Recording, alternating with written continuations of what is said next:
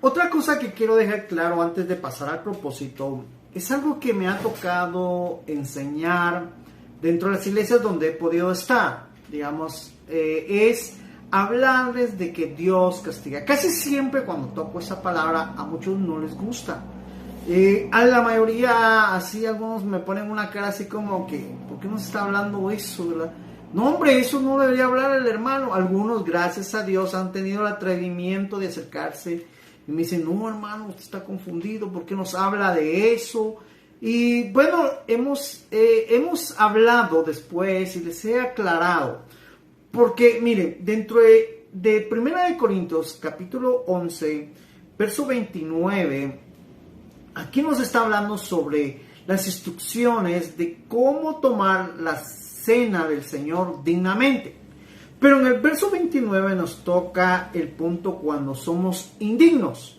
Porque dice, porque el que come y bebe indignamente, sin discernir el cuerpo del Señor, juicio come y bebe para sí. Digámoslo así.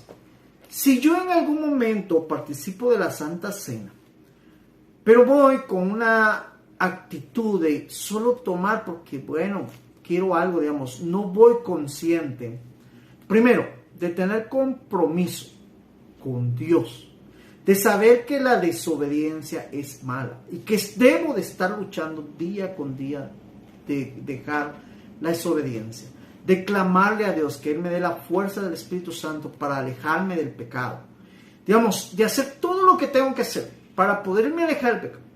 Yo voy dignamente, el Señor está viendo mi esfuerzo, mi trabajo, mi empeño, mi desvelo, si tengo que desvelarme me desvelo, todo lo estoy haciendo, todo para poder dejar el pecado. Entonces yo soy digno de tomar. Pero si yo, digamos que tomo las cosas de Dios en juego, porque yo pienso que soy una persona que no mire a Dios con dignidad, con respeto, entonces viene y dice, bueno, yo tomo porque el pastor, y para que nadie vea que estoy pecando, pues me lo tomo. Dice que al hacer eso, yo soy indigno. Y oigan bien, la Santa Cena es para santificarnos, para recordarnos por qué murió Jesucristo, para hacernos entender que nosotros estamos ahí porque hubo alguien que pagó nuestro pecado para que no pecáramos más. Pero si nosotros no vamos con ese entendimiento, dice que juicio, oiga bien, para nosotros, como que dice, en vez de ser santificados, Dios de alguna otra manera nos va a castigar, oiga bien, y el Señor lo hará para que entendamos por qué nosotros nos estamos sentando en su mesa indignamente. Además, aclara el apóstol Pablo en el verso 30. Por lo cual hay muchos enfermos y debilitados entre vosotros. Primero quiero que entendamos enfermedad espiritual. ¿Qué es una enfermedad espiritual? ¿Sí? Por ejemplo, un enfermo espiritual es aquel que no ora. Un enfermo espiritual es aquel que no lee la Biblia y menos la entiende. Un enfermo espiritual es aquel que no asiste a la iglesia. Un enfermo espiritual es aquel que las prédicas no lo edifican, lo enoja. Crean debates por eso, empiezan a hablar, sí, pero él habla esto, que él se siente santo, que no, créeme que el enseñar la palabra no es porque yo sea el más santo y que no peco, ¿verdad? No, yo sé que la palabra primero me corrige a mí, ¿sí? Y lógicamente tengo que estar en el ejercicio de lo que estoy haciendo, porque si no también estoy predicando indignamente, y créeme que el primero que va a ser castigado pues es yo, porque estoy animándote a hacer algo que yo no hago. Pero yo lo tengo claro, ¿sí? Y gracias a Dios porque me lo ha hecho claro. Y espero que a ti también te lo haga. Entonces, tenemos que entender que la debilidad, ¿sí? Si te das cuenta, una persona débil es aquella persona que no quiere hacer nada. De igual, créeme, no siente motivación, no siente aquel deseo. Ve que otro está orando y gime y que aquel está disfrutando el estar con Dios y él nada. Entonces Pablo está hablando por qué la iglesia se ve débil, por qué la iglesia no se ve sana, no se ve alegre, eso está diciendo, ¿sí? Pues, y dice, y muchos duermen entre vosotros, está hablando de un dormir espiritual, ¿sí? De esas cualidades nosotros vemos y a veces las tenemos. Créanme, hay personas que me dicen, hermano, que ¿por qué sé que yo me duermo en una prédica? Porque no está aprendiendo, no está poniendo atención, no entiende la prédica, solo habla, saber qué habla, hermano. Entonces, lógicamente el cuerpo, al ver que tú no estás activo, te manda a dormir. Porque no sé si todos lo notamos, siéntete y en ese rato automáticamente sientes sueño. Pero levántate, ponte a jugar, ponte a hacer una actividad o algo, a barrer, y en ese momento se te quita el sueño. Tienes que entender que es lo mismo. Tú te pones a leer la Biblia, tú te pones atención.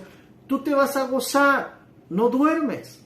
Por eso dice en el verso 31, si pues nos examinásemos a nosotros mismos, no seríamos juzgados. Digamos, si tú entiendes, ¿sí?, que no te deleitas escuchando una prédica, ve a Dios, Señor, ábreme mis oídos espirituales. Ayúdame a entender. Eso tienes que orar tú. No el pastor, no el hermano, no, pero la mayoría, hermano, ore porque voy a comprar un carro. Hermano, no, créeme que está bien que ore porque vas a comprar un carro, eso está bien. Pero tu oración debe ser más enfocada a entender la palabra, a gozarte en los cultos, a disfrutar del Espíritu Santo, a disfrutar de todo lo que sucede en la iglesia, de todo lo que se hace. No solo cuando vas a recibir una bendición material. No, créeme, la verdadera bendición son las cosas espirituales, es la fe. Esa es la verdadera bendición que Dios te queda. Lo demás es añadidura. Que se te quede eso, para que entonces Dios cumpla su propósito y tú te deleites en las cosas de Dios. Propósito. Este libro se escribió para mostrar la providencia y fidelidad de Dios al restaurar el remanente de judíos del exilio en Babilonia. 1. Conmoviendo el corazón de 3 reyes. ¿Cómo entendemos esto? Esdras 6:14. Por el mandato de Ciro, 1. Darío, 2. Y de Artajerjes, reyes de Persia. Estos 3 reyes fueron motivados por Dios para motivar al pueblo y que regresara, para que asistieran al pueblo de Dios en el regreso a su país, el restablecimiento de Jerusalén, la construcción del templo. ¿Cómo entendemos esto? Esdras 6:14. Esta casa fue terminada, dice Esdras, el 3er día del mes de Adar. Nos está dando una fecha específica donde ya todos los que regresaron habían cumplido su objetivo, por el cual volvieron a ese lugar. Entramos al propósito.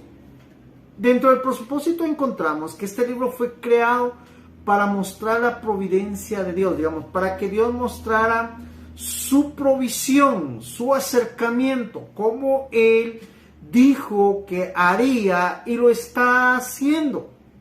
Ese es el objetivo digamos, ella se está siendo motivada por el Espíritu Santo, porque lógicamente a través del Espíritu Santo él entendió que Jeremías años atrás había dicho que Dios lo haría. Entonces él empieza a darse cuenta, motivado, empieza a escribir, ¿sí? Y empiezas a relatar para que nosotros hoy, en el futuro, nosotros entendamos que Dios dijo y lo hizo. Y entonces al ver eso nosotros caemos en aquel punto. Entonces lo haría conmigo. ¡Claro! Eso es. Esto les está motivando a que nosotros entendamos eso, que Dios es fiel. Pero también tú debes ser fiel a Dios. Entonces, cuando tú entiendes todo esto, que el remanente no se quedó en Babilonia, sino porque Dios, de alguna razón, sí, nos castigó 70 años, es bueno verlo así. ¿Para qué? Para que nosotros digamos, entonces yo no tengo que hacer lo mismo para no ser castigado. Esa es la idea que Dios quiere crear en nosotros. Pero cuando nosotros, fueron castigados, sí, pues ellos fueron castigados, pero yo no voy a ser castigado. No, Dios no me puede castigar, me ama mucho, dice que soy la niña de sus ojos. Sí, es cierto. Dios te está hablando de cómo Él cuida de ti. Pero lógicamente, si tú no quieres ser cuidado, quiero que entendamos esto. Yo lo he visto mucho en jóvenes. Por ejemplo, hay jóvenes que se molestan. Es que mi papá no me deja salir. Es que mi papá no me da permiso para ir acá. Es que yo quiero ir a la discoteca. Yo quiero ir a tal lugar.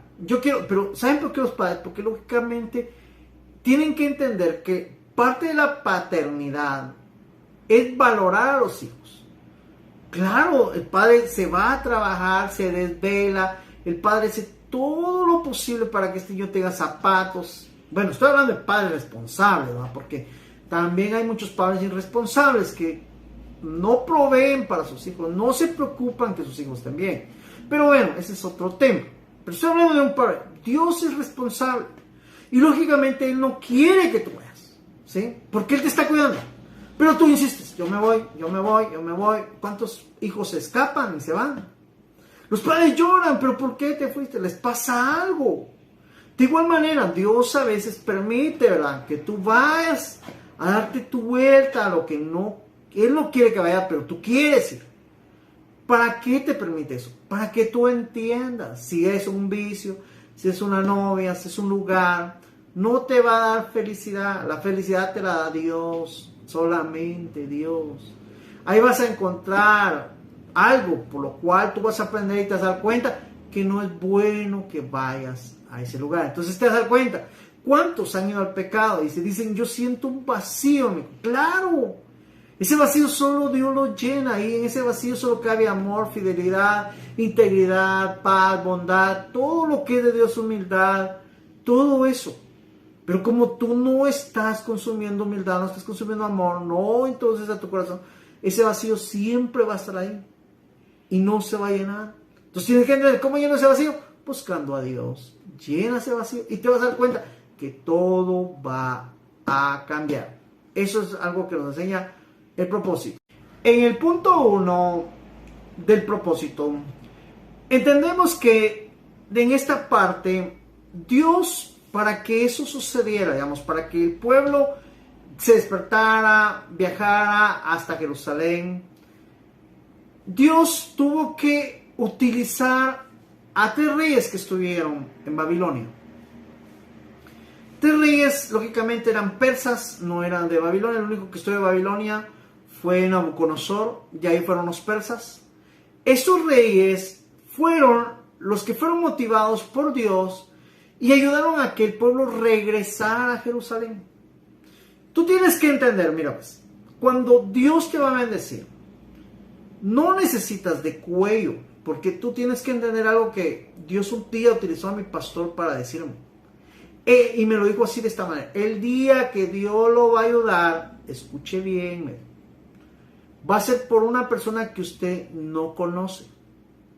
Y esta persona va a hacer cosas que no haría por otras personas. Las va a hacer por usted. Entonces sepa que Dios lo está ayudando. Yo me quedé así, bueno, y créanme, así fue. Por personas que, una persona que no me conoce hizo cosas y yo me quedo admirado. Cómo Dios ha utilizado, y estoy eternamente agradecido por esa persona y con Dios, por lo que Dios ha permitido en mi vida. Ahora, quiero que tú entiendas esto. Porque muchos de nosotros le voy a ver a mi primo, tal vez me conecta en tal lado, le voy a ver a tal persona, ahí tengo cuello. Todos nosotros andamos buscando fórmulas y fáciles para obtener ciertas cosas y creer que ahí es la bendición y que ahí estoy bien y que ahí todo, sin saber que a veces nuestra perdición, porque eso que andamos buscando solo nos aleja de Dios. Esto que a mí me está sucediendo no me ha alejado de Dios, me acerca más a Dios. Entonces, tenemos que entender esto, ¿sí? ¿Para qué, hermano? Porque ese es el plan cuando Esdras está escribiendo, que fue utilizado Ciro, Darío, que estos reyes que no conocían a Dios, pero les demandaron a ellos ir y construir templo a Dios, imagínense, y no conocerlo. Entonces, esto es impactante, porque Dios está utilizando personas en este momento o en ese tiempo que no conocían de Él, pero las está utilizando. Hoy en día también Dios puede hacer eso. Entonces, tú que estás esperando tu bendición, créeme, Dios va a utilizar personas que tú no conoces. Entonces deja de estar viendo al primo, al tío, y deja de estar hablando de tus familias, sí, que no me ayudan. Dios es tu ayudador, no dice tu tío, ni tu mamá, ni tu papá, ni tus hermanos, nada. Y entiende esto, yo lo he visto, ¿sí? Yo, dentro de las ayudas, cuando entendí que era Dios, jamás me imaginé que Dios utilizaría a mis hijos.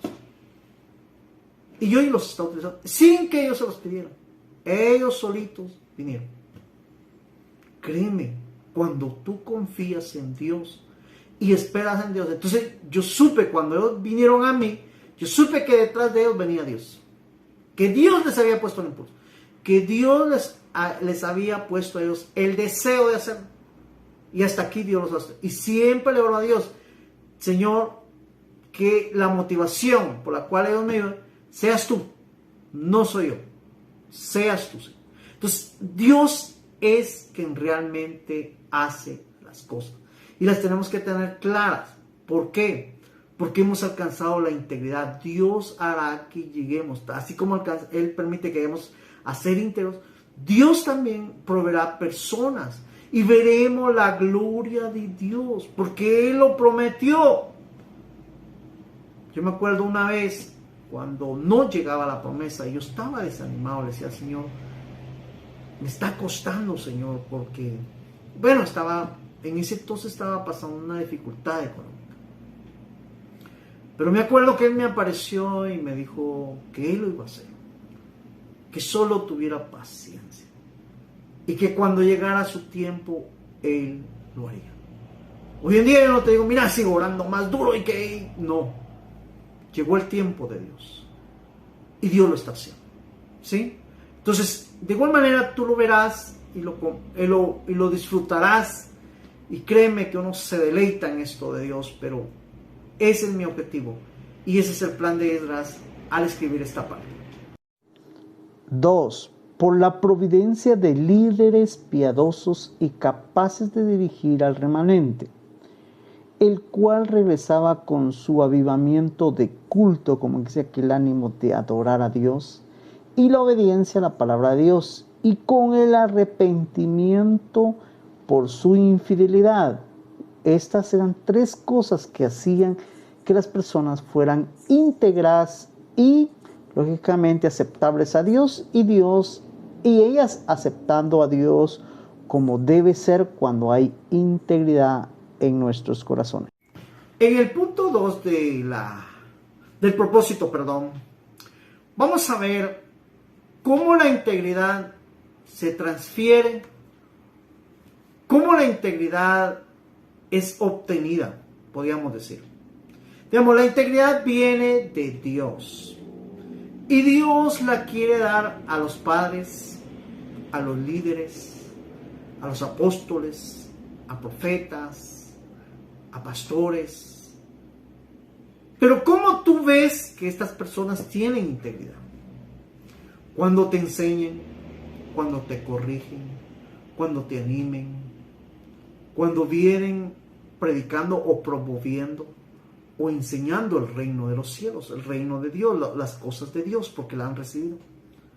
No te las van a impedir, no te las van a imponer, no te van a señalar, no van a hacer. ¿Sabes por qué? Porque tenemos que entender que Dios es íntegro y Dios me quiere ser íntegro a mí. Y Dios quiere que mis hijos sean íntegros. Y los oyentes que escuchan estos videos sean íntegros. Pero tenemos que entender que es algo que viene de un lado, pasa por mí y llega a otro lado. Así es como Dios transmite sus propósitos. Pero no puede ser, hagámoslo así, que un hombre que es padre, es ladrón, y les enseña a sus hijos a que no roben. ¿Me entiendes? ¿Dónde aprendió él a enseñarle a sus hijos que no roben mientras él roba? Alguien se lo transmitió. Alguien le enseñó y vio que es de beneficio. Pero, ¿qué hay de aquel padre que no roba y le enseña a sus hijos a no robar? Quiero darte a entender esto, ¿sí? Digamos, ¿hay malos pastores? Claro que hay malos pastores. ¿Hay malos apóstoles? Claro que no. ¿Hay malos profetas? Hay malos. La Biblia describe que habrían y vendrían y hay personas. Crean, yo no vengo a señalar, solo te vengo a decir que sí existen. ¿Hay buenos pastores? Hay buenos pastores. Hay gente que es íntegra y trabaja como para Dios. No buscan diezmo, no buscan nada de eso. Saben que si quieren comer, deben trabajar. Saben que algunos les han mal enseñado. Yo pienso que eso está mal porque les han enseñado que son pastores y entonces ellos tienen que esperar que les lleven diezmo de ofrenda y que eso van a vivir. Están mal. Pablo no se atrevió a vivir solo de la ofrenda porque por la situación económica del pueblo donde él estaba, él sabía que tenía que usar sus manos para trabajar. Así de igual manera deben ser los pastores. Pero también hay malos miembros. Claro que hay malos miembros. Hay malos miembros que saben que pueden ofrendar, que pueden y no lo hacen. Ahí tienen y no lo dan. Bueno, al final ustedes saben que Dios dice que conforme a nuestras obras recibiremos. Entonces, créeme, cuando yo miro a una persona bien, no me asusto, ni me asombro. Digo yo, gloria a Dios, está cumpliendo lo que Dios te manda. Cuando yo miro a una persona mal, no me asusto, ni lo señalo, ni nada. Porque digo, gloria a Dios. Y ay, ¿cómo se va a alegrar de eso? Claro, porque está siendo corregido. Se le fue quitado lo que tenía porque no sabía valorar lo que tenía. Y eso lo hace Dios. Entonces yo no puedo decir Dios es malo, Dios es bueno, porque esto, así hacemos mucho, pero porque no entendemos que Dios, conforme a nuestras obras, Él obrará en nosotros. Y es Dios, entiéndelo. No es el diablo, todo el mundo le echan muchas cosas al diablo, pero créeme, muchas veces el diablo no tiene nada que ver, porque él solo te promete la desobediencia, tú la crees, y al final el que es castigado eres tú. Él todavía no, llegará su tiempo en que va a ser castigado, pero el que se está llevando el premio malo en ese momento eres tú por obedecer la desobediencia de Satanás. Entonces tienes que entender que para ser líder, ahora hablo de los profetas, aquí quiero profundizar un poco. Tienes que entender que si vas a enseñar integridad, que si vas a enseñar fidelidad, que si vas a enseñar amor, que vas a enseñar respeto, el primero que debe practicar todo esto eres tú. Y conforme tú practicas y veas lo bueno que es, ¿sí? Tú vas a enseñar y vas a encontrar fórmulas de cómo enseñar porque tú lo estás practicando. Sabes qué hacer y sabes detectar cuando alguien no lo está practicando. Y créeme, porque mire, muchas veces pasan esto. Yo he visto personas, ¿por qué pastores a veces le dan privilegios a gente que solo diezma? ¿Por qué? Porque los están motivando a que sigan diezmando. ¿Sí? Aunque no obedezcan, aunque no asistan, pero están diezmando. ¿Crees que esa es una buena enseñanza? No es una buena enseñanza. Mal por el pastor y mal por el miembro. Pero déjalos. Si ellos se sienten bien, déjalos hacer. Acuérdate que hay un juez justo que al final él juzgará a su tiempo. Pero, ¿qué hay de aquel pastor? Sí. Que le da privilegios a aquellas personas que hacen la verdad, que hacen lo que la Biblia demanda. ¿Está mal? Claro que no, está bien. Recuerda que hay un juez justo que premiará al pastor y al miembro. Dios lo hace. Integridad. Tú no necesitas que Dios te baje del cielo y te diga estás mal. Créeme, la integridad tiene que ver con sinceridad, con santidad. Créeme, tienes que entender, créeme, si tú le dices a un pastor que está haciendo mal porque viene y le da privilegios a alguien que solo diezma, porque solo eso hace y lógicamente lo motiva, créeme, él se va a molestar. Si él no es íntegro, se va a molestar, se va a enojar y va a hacer todo lo posible para que tú no lo corrijas. Y no te va a entender y va a seguirlo haciendo. Pero no te preocupes, no hay integridad en él. Pero yo lo veo bendecido, sí. ¿Por qué? Porque tiene mucho dinero, tiene carros. Ok, pero eso no es una bendición que Dios promete. Tiene añadidura. Y con malas mañas las está obteniendo. Pero de ahí se encarga Dios, no somos nosotros, no soy yo, no es nadie más. Cada quien puede hacer lo que bien le parezca, bueno o mal. Pero al final, Dios sabe cómo corregir a los desobedientes y cómo corregir a los otros. Otra cosa, como padre que eres, no solo ora por tus hijos. Demuéstrales cómo es obedecer a Dios, ve a la iglesia. Porque si tú quieres que tus hijos vayan a la iglesia y tú no vas a la iglesia, ¿cómo van a ir ellos a la iglesia? Tienes que saber que el primero que debe mostrar, a ti te pusieron como sacerdote, como ejemplo. en tu casa. Si tú vas a ver, créeme, ellos se van a dar cuenta lo que tú eres y lógicamente al darse cuenta que tienen un buen ejemplo, van a hacer eso. ¿Por qué? Porque nuestro mayor ejemplo, al ejemplo que nosotros como padres tenemos que seguir es a Cristo. Y obviamente nuestros hijos al seguir nosotros están siguiendo a Cristo, porque nosotros estamos siguiendo a Cristo. Ese es el plan, ese es el trabajo. Así debe ser un pastor guiando a sus ovejas, porque él sigue a Cristo y los que van a seguir a Cristo, van a seguir a Cristo. Pero cuando un pastor no sigue a Cristo, no, que sigue ciertas cosas que no debe seguir, no está haciendo que siga a Cristo. Entonces entendamos por qué este pueblo era íntegro y recibió una de las bendiciones tan grandes. ¿Cuál era la bendición tan grande? Construir el templo. Tener un lugar donde ellos se iban a reunir con Dios, donde iban a escuchar la palabra, donde iban a alabar a Dios, donde iban a llevar sus ofrendas, donde iban a dar sus diezmos. Para Dios. Ese era el plan. Pero al no hacerlo, ahí vamos a ver en otros libros donde ellos también tropiezan en no hacerlo y Dios los corrige. ¿Por qué? Porque los quiere llevar a una integridad a ellos, que sean íntegros ante Dios, porque Dios se quiere glorificar en ellos.